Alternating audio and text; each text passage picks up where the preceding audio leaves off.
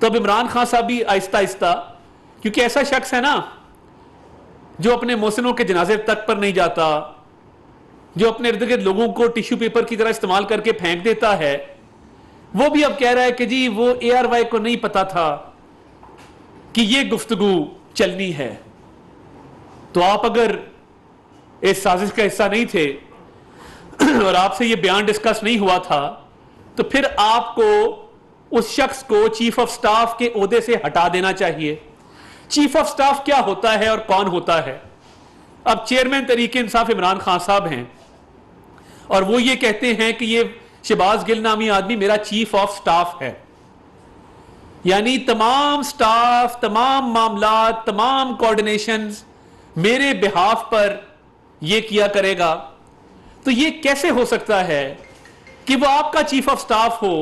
اور آپ پھر دو باتیں ہیں، یا تو آپ کو چیف آف سٹاف کا نوٹیفیکیشن وڈرا کر کے اس کو اس کے عہدے سے فارغ کرنا ہوگا. اگر آپ لا تعلقی کا اعلان کرتے ہیں اور آپ کہتے ہیں کہ اے آر وائی تک کو نہیں پتا تھا کہ یہ بیان جاری کرنا ہے، تو پھر بھائی آپ اس کو چیف آف سٹاف کی پوزیشن سے فارغ کریں. اور ویسے بھی ایک گرین کارڈ ہولڈر جس کا آپ نے امریکی اور بین الاقوامی سازش کا بیانیہ گھڑا، تو اسے کیا نا سب سے پہلے اپنا گرین کارڈ گیو اپ کر دے، 2025 تک ویلڈ ہے، کہ جی مجھے نہیں چاہیے. ابھی تک وہ یونیورسٹی آف الینوائے سے ڈالروں میں تنخواہ لے رہا، اسے کہ جی نوکری سے بھی وہاں سے استعفیٰ دے، کیونکہ یہ تو بین الاقوامی سازش ہے. اور آپ نے اپنے جلسے میں بھارت کی فارن پالیسی کی تعریف کی اور آپ نے کہا جی میں تو رشیا سے تیل لینے جا رہا تھا، ایک دستاویز دکھا دیں، منٹس آف میٹنگ دکھا دیں. چلیں آپ چھوڑیں کہ کوئی فورن آفس کا لیٹر ہو، منسٹری آف پیٹرولیم کا لیٹر ہو، وہ آپ چھوڑ دیں. آپ اپنے دفتر کی ایک منٹس آف میٹنگ دکھا دیں جس میں آپ نے یہ بات کی ہو کہ میں رشیا سے تیل لینے جا رہا ہوں.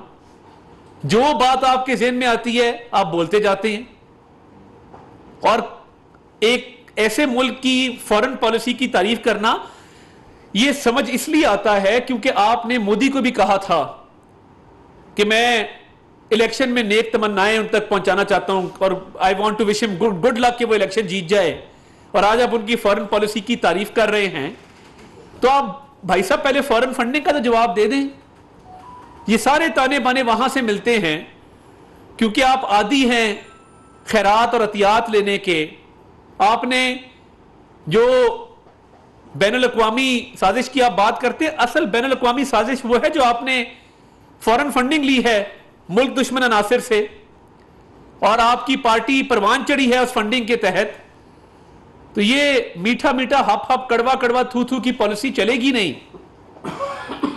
اور آپ کا جو دورہ معیار ہے اور جو منافقت کی سیاست ہے، تو پھر کیا امر مانے ہے کہ آپ یہ چیف آف سٹاف کا نوٹیفیکیشن واپس لیں اگر آپ کو اس بیان کا نہیں پتا تھا. تو یہ بڑے تلخ حقائق ہیں کہ ایک سیاسی جماعت جس نے انتشار کی سیاست کی ہے، منافقت کی سیاست کی ہے، گالم گلوچ کی، نفرت کی، شرانگیزی کی سیاست کی ہے، وہ آج چیخو پکار کر رہی ہے کہ ہم نے شرانگیزی کی، ہمارے سے پوچھ گچھ نہ کی جائے، ہم نے ملک دشمن بیانیے کو فروغ دیا، ہمارے سے باز پرس نہ کی جائے. بھئی آپ انٹچیبل ہیں، آپ سیاہ کریں سفید کریں، آپ مالم جبا کریں، آپ فورن فنڈنگ کریں، آپ بی آر ٹی پشاور میں اربوں روپیہ کھا جائیں، آپ کو کوئی پوچھنے والا نہیں ہے. ایسا نہیں ہوگا، آپ کو عادت نہیں ہے، آپ بگڑے ہوئے ہیں، آپ کو عادت پڑ گئی ہے کہ آپ بڑے سے بڑی سیاہکاری بھی کریں تو آپ چھٹ جاتے ہیں، آپ کے خلاف کوئی کاروائی نہیں ہوتی. ایسا نہیں ہوگا، بہت ہو گیا. اور آپ دیکھیں کہ پنجاب میں دن بدن وارداتوں میں، ڈکیتیوں میں، ریپ کے واقعات میں اضافہ ہو رہا ہے، اور پوری وزارت داخلہ وہ ایک ہی کام پہ لگی ہوئی ہے، انتقامی کارروائیوں پہ، کہ ہمارے خلاف مقدمات کیسے بنانے ہیں. وہ وزیر بنے ہیں، کوئی وزیر داخلہ ہیں، وہ دن رات ایک ہی بات ہے، تا تارڑ تا تارڑ تا تارڑ، تا تارڑ آ گیا تا تارڑ چلا گیا. وہ بھائی ڈکیتیاں ہو رہی ہیں، وارداتیں ہو رہی ہیں، خواتین کے خلاف تشدد کے واقعات ہو رہے ہیں، ریپ ہو رہے ہیں، ان کا نوٹس لیں، ان کا تدارک کریں. وہ مقدمات بنا رہے ہیں. اور مجھے کس کیس میں بک کیا ہے؟ 16 اپریل کو جو ڈپٹی سپیکر پہ حملہ ہوا تھا اس ایف آئی آر کے تحت ضمنیوں میں لکھا ہے کہ میں نے اسمبلی کے ایک اہلکار پر حملہ کروایا اور اس کو زخمی کر دیا اور اس کی وردی جو ہے وہ پھٹ گئی اس جھگڑے کے دوران. یہ تو وہی بھینس چوری والی روایت ہے جو آج بھی آپ نے قائم کی ہوئی ہے. میرے پہ کوئی مقدمہ 25 مئی کے پی ٹی آئی کے لوگوں پہ تشدد کا نہیں ہے. اور کیا میں یہ سوال بھی رکھنا چاہتا ہوں, کیا تعزیرات پاکستان کے تحت ملک میں انتشار پھیلانے والوں کو روکنا جرم ہے؟ کیا جو لوگ پولیس پر حملے کریں اور کانسٹیبل ایک شہید ہوا, کمال اس کا نام تھا, کیا ان لوگوں کو روکنا جو یہ پرتشدد کارروائیاں کر رہے تھے, کیا یہ جرم ہے؟ اس ملک میں اب سزا دی جائے گی اگر کوئی بھی سرکاری افسر یا وزیر اپنی سرکاری ذمہ داریاں نبھاتے ہوئے انتشار سے لوگوں کو روکے گا. تو یہ آپ کے ساتھ ادھر یہ بلو ایریا کی گرین بیلٹ ہے, کیا آپ سب نے وہاں پر درختوں کو جلتے ہوئے نہیں دیکھا؟ کیا آپ نے میٹرو بس کے اسٹیشنز کو آگ لگتے ہوئے نہیں دیکھی؟ کیا اس بات کی کھلی چھوٹ دے دی جائے کہ جس کا دل چاہے وہ سرکاری املاک کو نقصان پہنچائے؟ عوام کے جان و مال کو تحفظ فراہم کرنا کیا ریاست کی ذمہ داری نہیں ہے؟ اور آئندہ جو احساس ذمہ داری کرتے ہوئے عوام کے جان و مال کو تحفظ فراہم کرے گا, سرکاری املاک کو نقصان پہنچانے سے روکے گا, شرانگیزی سے منع کرے گا, کیا اس کے خلاف کارروائیاں ہوں گی؟ پھر تو نظام چل گیا اگر ایسا ہے تو. مگر افسوس کی بات یہ ہے کہ مقدمہ کوئی بنانا ہی تھا تو کوئی دیکھ بھال لیتے, کوئی اور چیز جو ہے اس میں آپ دیکھ لیتے. مقدمہ کیا بنایا ہے؟